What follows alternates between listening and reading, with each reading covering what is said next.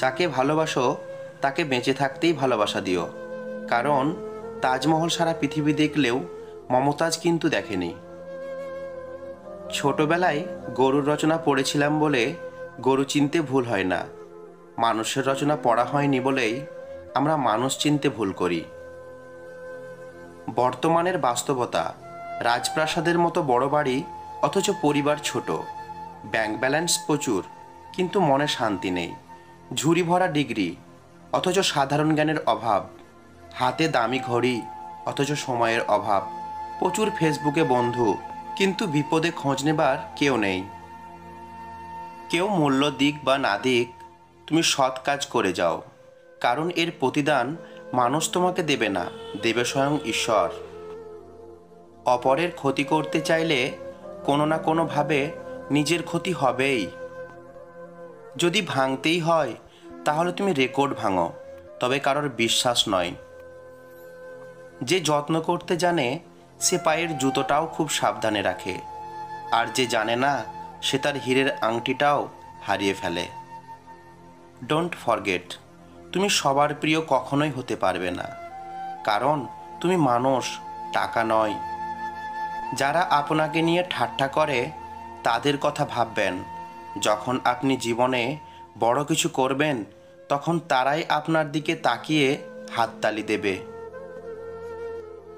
লোকে যাই বলুক তাদের বলতে দাও, তুমি তোমার কাজ করে যাও, একদিন তুমি তোমার কাজে সফল হবে, ওই লোকটা নয়।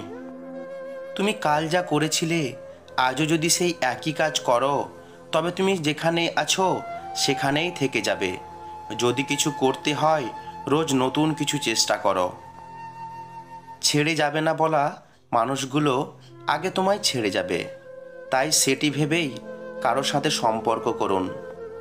জীবনে কিছু কিছু প্রশ্ন থাকে যার উত্তর কখনো মেলে না, কিছু কিছু ভুল থাকে যা শোধরানো যায় না, আর কিছু কিছু কষ্ট থাকে যা কাউকে বলা যায় না।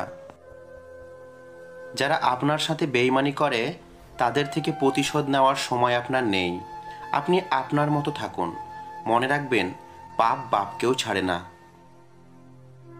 মানুষ কখনো ইচ্ছে করে বদলায় না, কিছু মানুষের অবহেলা, কিছু মানুষের স্মৃতি, কিছু মানুষের ব্যবহার আর পরিস্থিতি ও সময় মানুষকে বদলাতে বাধ্য করে।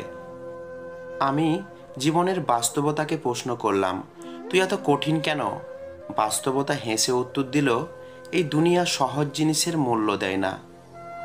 অতি সুন্দরতার কারণে সীতার হরণ হয়েছিল, অতি গর্বের কারণে রাবণের পতন হলো, এবং অতি দানী হওয়ার জন্য বলিকে পাতালে যেতে হয়েছিল। সুতরাং অতিকে সর্বদা ত্যাগ করা উচিত। যারা হার মানেনি, বারবার ভাঙলেও চলার পথে এগিয়ে গেছে, তারাই জীবনে সফলতা পেয়েছে। জীবনে কখনোই নিজের যোগ্যতার উপর অহংকার করো না।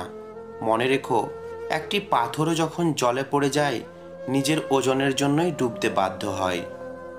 জীবনে যদি অনেক আগে যেতে চাও তাহলে নিজের কান বন্ধ করে রাখো, কারণ জীবনে চলার পথে অনেক মানুষের অনেক কথা তোমার মনোবল ভেঙে দেবে।